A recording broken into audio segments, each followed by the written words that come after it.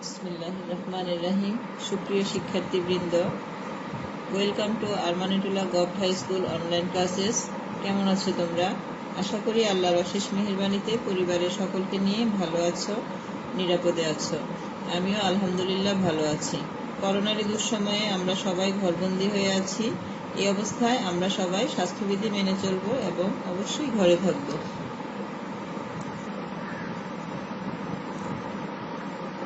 আমি লাইলা নূর জাহান, সহকারী শিক্ষক জীববিজ্ঞান, আরমানিটোলা সরকারি উচ্চ বিদ্যালয়, ঢাকা। আজ আমি তোমাদের সপ্তম শ্রেণীর বিজ্ঞান বিষয়ের সপ্তম অধ্যায় নিয়ে তোমাদের মাঝে এসেছি। তোমরা সবাই বই খাতা কলম নিয়ে রেডি হও পড়াশোনা করার জন্য।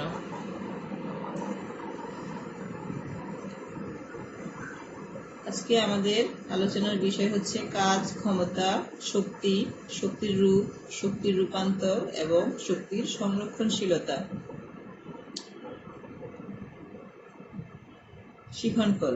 এই পাঠ শেষে তোমরা যা শিখতে পারবে তা হচ্ছে কাজ, ক্ষমতা, শক্তি ব্যাখ্যা করতে পারবে, শক্তির বিভিন্ন রূপ ব্যাখ্যা করতে পারবে, শক্তি রূপান্তরের পারস্পরিক সম্পর্ক বিশ্লেষণ করতে পারবে এবং শক্তির সংরক্ষণশীলতা ব্যাখ্যা করতে পারবে।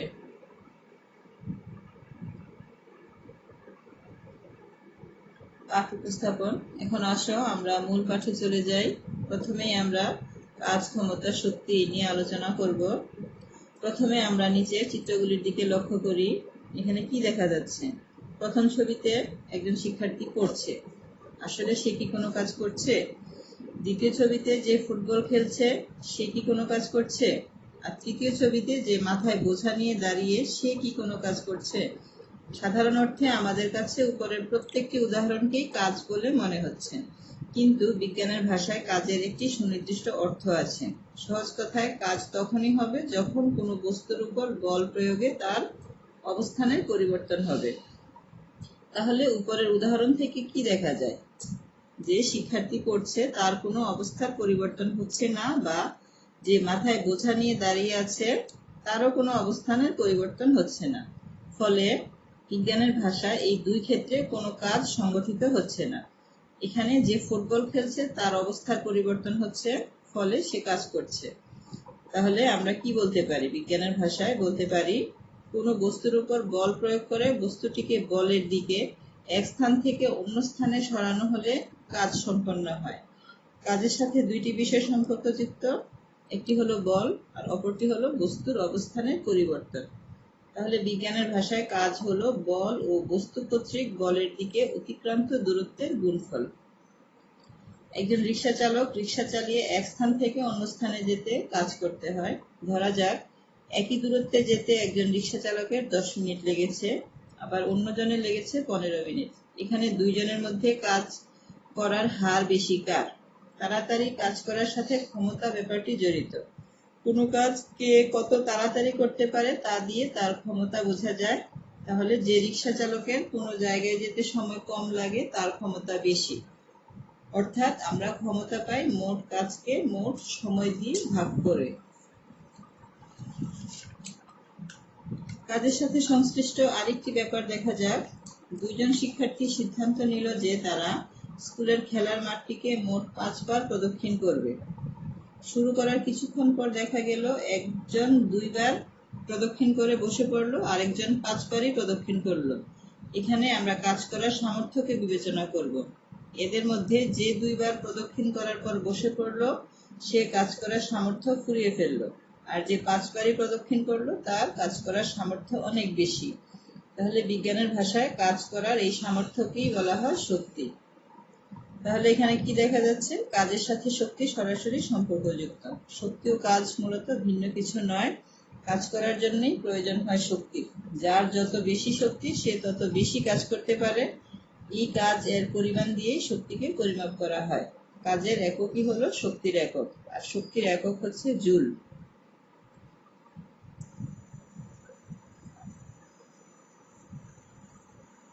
এখন আসো আমরা শক্তির রূপ সম্পর্কে জানি। আমাদের কাজ করার সামর্থ্যের জন্য যে শক্তির প্রয়োজন তা আমরা কোথা থেকে পাই? এটা আমরা সকলেই জানি। যে পৃথিবীতে সকল শক্তির মূল উৎস হচ্ছে সূর্য। এখানে তোমরা সূর্যের ছবি দেখতে পাচ্ছ। তাছাড়া আমাদের চারপাশে রয়েছে শক্তির বিভিন্ন উৎস। তোমরা নিশ্চয়ই তোমাদের বাসায় গ্যাস দিয়ে রান্না করতে দেখেছো, আবার দেখেছো কিভাবে তেলকে জ্বালানি হিসেবে ব্যবহার করছে। মূলত উভয় ক্ষেত্রেই আমরা গ্যাস বা তেলকে জ্বালানি হিসেবে ব্যবহার করে শক্তির যোগান দিয়েছি। এখন আমরা শক্তির বিভিন্ন রূপ নিয়ে কথা বলবো। প্রথমে আসো যান্ত্রিক শক্তি। এখানে কতগুলো ছবি দেখতে পাচ্ছ। ছবিগুলোতে কি দেখতে পাচ্ছ? এখানে দেখা যাচ্ছে একটি গুলতি, আম গাছের ছবি, একজন দৌড়াচ্ছে, আবার রাস্তায় গাড়ি চলছে। তাহলে এগুলো দিয়ে আমরা কি বুঝতে পারবো? এগুলো দিয়ে বুঝতে পারবো যে গুলতিকে প্রথমে পিছনে টানার পরে যে শক্তি সঞ্চিত হয়েছে তা দিয়ে গুলতির পাথরটি দ্রুত গিয়ে আমটিকে আঘাত করে। এই যে দৌড়ানো, গাড়ি চলা, গুলতি দিয়ে আম পাড়া, এর প্রত্যেকটির সাথে এক ধরনের শক্তির সম্পর্ক রয়েছে। আর এই বিশেষ ধরনের শক্তি হলো যান্ত্রিক শক্তি।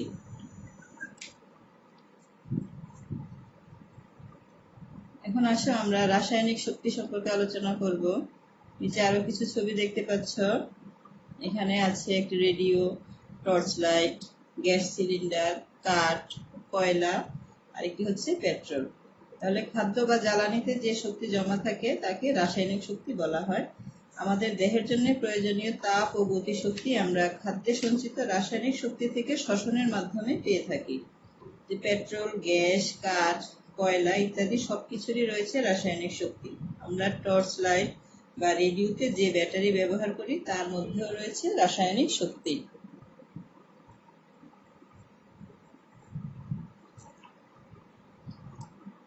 এখন আসো আমরা তাপ শক্তি সম্পর্কে জানবো। এখানে আবার সেই ছবিগুলি দেখতে পাচ্ছ। এখানে যে ছবিগুলো দেখতে পাচ্ছ সেগুলো হচ্ছে কাঠ, গ্যাস সিলিন্ডার, কয়লা, পেট্রোল। তাহলে আসো আমরা এখন একটু আলোচনায় যাই। রান্না করতে মোটর গাড়ি বা রেলগাড়ির ইঞ্জিন চালাতে যে শক্তি ব্যবহার করা হয় তাকে বলা হয় তাপ শক্তি। তাহলে এই যে ছবিগুলো আছে এইগুলো পুড়িয়ে এই শক্তিটা পাওয়া যায়। আবার সূর্য থেকেও সরাসরি তাপ আসে। এই তাপ শক্তি পৃথিবীকে উষ্ণ রাখে। তাপ শক্তি ছাড়া কোনো প্রাণী বা উদ্ভিদ বেঁচে থাকতে পারে না। এখন আসো আমরা চুম্বক শক্তি নিয়ে আলোচনা করব। ছবিতে তোমরা একটি চুম্বক দেখতে পাচ্ছ। চুম্বক শক্তির আরেক রূপ হচ্ছে চুম্বক শক্তি। এই শক্তি দিয়েই কোনো চুম্বক একটি লোহার বস্তুকে আকর্ষণ করে। আলোক শক্তি। এখানে একটি লাইট দেখতে পাচ্ছ, তারপরে গ্যাসের চুলা, সূর্যের আলো, এই ছবিগুলো তোমরা দেখতে পাচ্ছ। তাপ শক্তির সাথে সূর্য থেকে সরাসরি আর যে শক্তিটি আসে তা হচ্ছে আলোক শক্তি। আলোক শক্তি ছাড়া আমরা কিছুই দেখতে পারি না। সূর্য আলোক শক্তির প্রধান উৎস। আগুন ও বৈদ্যুতিক বাতি জ্বালালেও আমরা আলোক শক্তি পেয়ে থাকি। এখন আমরা শব্দ শক্তি সম্পর্কে জানব। ছবিতে দেখা যাচ্ছে একজন বাঁশি বাজাচ্ছে, একজন গান গাইছে, আরেকটা টেলিফোন যেটা দিয়ে আমরা কথা বলে থাকি। এই সবগুলোর পরেই এক ধরনের শক্তি উৎপন্ন হয়, আর এর নামই হচ্ছে শব্দ শক্তি। শব্দ শক্তির সাহায্যে আমরা একে অপরের কথা শুনতে পাই। যে টেলিফোন, রেডিও, টেলিভিশনের শব্দ শক্তি ব্যবহার করা হয়, আর পদার্থের কম্পন থেকেই শব্দের উৎপত্তি হয়। বিদ্যুৎ শক্তি। শক্তির একটি অতি পরিচিত এবং প্রয়োজনীয় রূপ হচ্ছে বিদ্যুৎ শক্তি। বিদ্যুৎ শক্তি দিয়ে আমরা বাতি জ্বালাই, পাখা চালাই। কলকারখানাও বিদ্যুৎ শক্তি দিয়ে চলে। অনেক দেশে রেলগাড়িও বিদ্যুৎ শক্তি দিয়ে চলে। বিদ্যুৎ শক্তি এক জায়গা থেকে আরেক জায়গায় তারের সাহায্য নিয়ে যাওয়া যায়।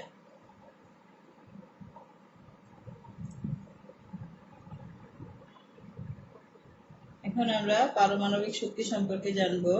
এখানে একটি কাঠের ছবি দেখতে পাচ্ছ। আমরা জানি এটি একটি পদার্থ, আর এই পদার্থ পরমাণু দিয়ে গঠিত। পরমাণুর কেন্দ্রে কণিকা সমূহ অত্যন্ত শক্তিশালী বল দ্বারা একত্রে অবস্থান করে। এই শক্তিকে বিদ্যুৎ শক্তিতে রূপান্তরিত করে কাজে লাগানো যায়।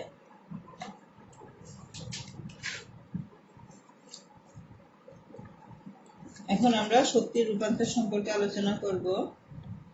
আমরা আগেই জেনেছি মহাবিশ্বে শক্তি বিভিন্ন রূপে বিরাজ করে এবং এই বিভিন্ন রূপ পরস্পর সম্পর্কযুক্ত। আমরা এখানে চিত্রটি খেয়াল করি। চিত্রটিতে কি দেখা যাচ্ছে? একজন ভারোত্তোলক বিভিন্ন খাবার গ্রহণের ফলে তার খাবারগুলো প্রথমে রাসায়নিক শক্তিতে পরিণত হয়।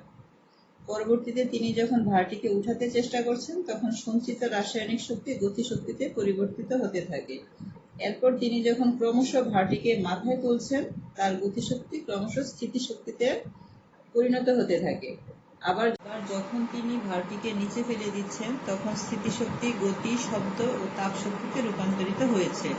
কারণ ভার মাটিতে পড়ার সাথে শব্দ উৎপন্ন হয়। ভারটিকে হাত দিয়ে স্পর্শ করলে দেখা যাবে সেটি গরম লাগছে। অর্থাৎ আমাদের শারীরবৃত্তীয় কার্যক্রমে নানাবিধ শক্তির রূপান্তর ঘটছে। এভাবেই শক্তির বিভিন্ন রূপ পরস্পর সম্পর্কযুক্ত থাকে।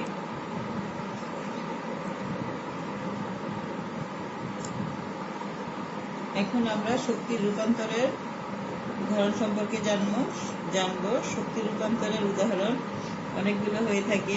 1. যান্ত্রিক শক্তির রূপান্তর, 2. তাপ শক্তির রূপান্তর, 3. আলোক শক্তির রূপান্তর, 4. শব্দ শক্তির রূপান্তর, 5. চুম্বক শক্তির রূপান্তর, 6. বিদ্যুৎ শক্তির রূপান্তর, 7. রাসায়নিক শক্তির রূপান্তর এবং 8. পারমাণবিক শক্তির রূপান্তর।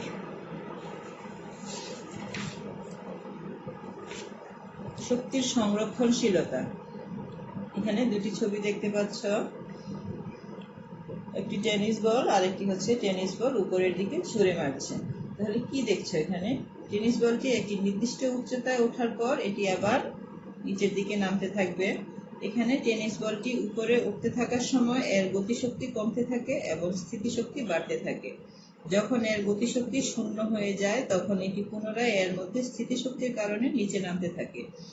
দেখা যাবে বস্তু যতই নিচের দিকে নামতে থাকে ততই এর স্থিতিশক্তি কমে গতিশক্তি বাড়তে থাকে এবং স্থিতিশক্তি গতিশক্তিতে পরিণত হয়। টেনিস বলটি যখন মাটি স্পর্শ করে এবং স্থির হয় তখন তার সমস্ত গতিশক্তি ও স্থিতিশক্তি শব্দ, তাপ, আলোক ইত্যাদি শক্তিতে পরিণত হয়। আবার তাপ বা আলোকের তেমন প্রমাণ বুঝতে না পারলেও বলটি মাটিতে স্পর্শ করায় যে শব্দ উৎপন্ন হয় তা আমরা শুনতে পাই। তবে কোনো কোনো ক্ষেত্রে টেনিস বলের পরিবর্তে একটি পাথর উপরে ছুঁড়ে মারলে যদি কোনো মাঠে পড়ে তবে কোনো না কোনো ক্ষেত্রে পাথরটি গরম অনুভূত হতে পারে। এতক্ষণ তোমরা জেনেছো যে শক্তি কিভাবে এক রূপ থেকে অন্য রূপে পরিবর্তিত হয়। তোমাদের মনে এখন নিশ্চয়ই একটা প্রশ্ন যাচ্ছে, সেটি হচ্ছে রূপান্তরের সময় শক্তির কি কোনো অপচয় হয় না? বিস্ময়কর হলেও এটা সত্য যে শক্তি রূপান্তরের পূর্বে বা পরে মোট শক্তির পরিমাণ সমান থাকে।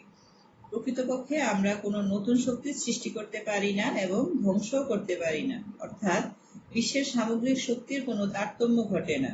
এই বিশ্ব সৃষ্টির প্রথম মুহূর্তে যে পরিমাণ শক্তি ছিল আজও সেই পরিমাণ শক্তি বর্তমান। আর এটাই হচ্ছে শক্তির নিত্যতা বা সংরক্ষণশীলতা।